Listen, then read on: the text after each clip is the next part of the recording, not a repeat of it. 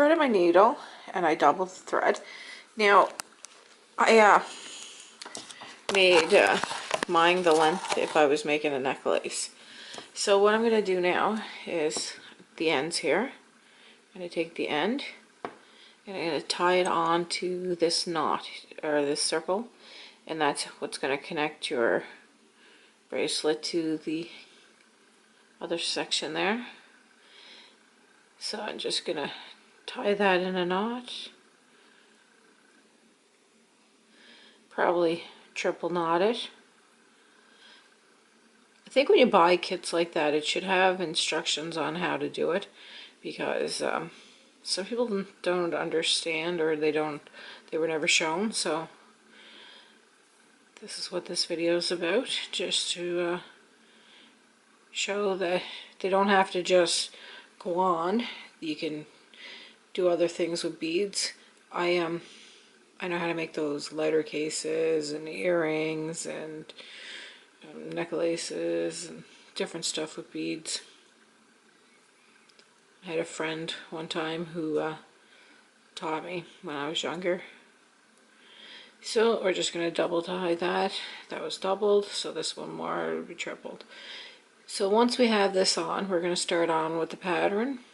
And the pattern we're going to start on with is going to be, so there. We have the string. We're going to start with the green. So I'm just going to take some green and I'm just going to put it on the plate here. Now, my pattern is a 5 green, which will make it look like the leaves, and then 8 another color, which is the flower, whatever color you prefer. Now, if you like different colors, you can use different colors, and then you're going to need a yellow for the inside. So I'm just going to put some yellow on a saucer here. I find they're easier to pick up if you put them on a saucer instead of on the table. The older I'm getting, the worse my eyesight seems to be. So I'm going to start off with these. So it's going to be 5. 1, 2, and when you use the needle, it makes picking them up so much easier. I say that, and then I haven't been able to pick one up since. 1. Now you have to be constantly counting what you're doing with this, because you're doing a pattern, right? Slippery little buggers. It's probably because I'm making a video. It's always the way. I get nervous. Okay, so there we have 5. 5 green. So what color flower should I pick? I think we'll go with, I like this blue. Here, we'll go with this. So now the flower is 8. So we're just going to move this stuff for now. Okay, so don't want to make too many beads out. I hate when beads get all mixed up together, and so we need 8.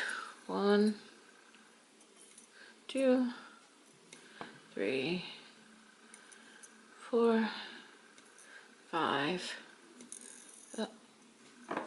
6, 7, 8. Okay, so we have the 8 colored, the 5 green. So I'm just going to push it to the end of the string. So what we're going to do now is we're going to make a circle. So we're just going to take our needle, we're going to thread it through the first of the beads, and we're going to try to hold it as tight as we can. That way it stays in line with the green, and we're just going to pull that in. And once we pull that in, it forms a circle. See the circle right there? So now what we're going to do is we're going to take one of those yellows, which is going to be the center of the flower, and we only need 1. Okay, so now that we have the yellow here, see the yellow there, what we're going to do is we're going to have it go through here. So we're going to count over, and it's going to be the middle one that we're going to put it up through. See, we're going to have it like that, and you just want to make sure it's nice and tight. And then we take our needle, we go through the top, we pull it through.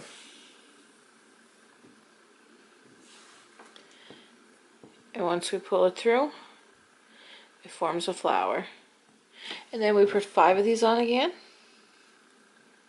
1, 2, 3,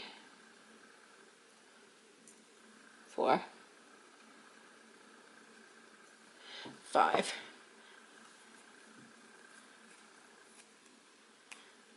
And we pull it through.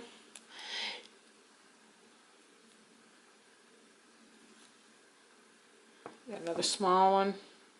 Put that to the side.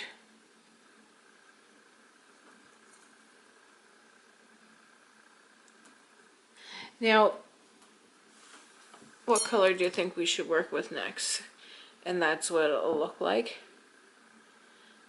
And we just add another flower, and then it's 8, and then the middle, and then you loop it through, and then you add the 5. So I'm just going to do about 5 or 6 more flowers, and I'll bring it back and show you what it's going to start to look like. So I just wanted to fast forward and show you what it looks like once you have, I think it's what, 8 flowers on there now. So as you can see, I'm going with the pattern of different colored flowers. So I'm just going to continue to do it. Now you only have to make it as long as you need it for the wrist, right? If you're making it for a child, or if you're making it with a child, it's only going to be very small, right? But if you're making it for an adult, you're going to add a few more flowers. I'm making mine for me, so I'm going to add a few more flowers. So I'll just bring you back once I get the desired length, and then I'll show you how to tie it off. What we're doing now is we're measuring the bracelet, and I needed mine 7 inches, and we're just hit the 7-inch mark. So what I'm going to do now is I'm going to put the clasp on it before we can open and close it. So I'm just going to set the camera down and get ready to do that. So how we're going to do this is we're just going to take the needle, and we're going to go through that hole. And we're going to make a knot, just like that with the needle. Pull it to the end, as close as the beads as you can get it, just like that. And then we're going to pull it tight. And then we're going to go through it with the needle, just to make a knot. And pull it again.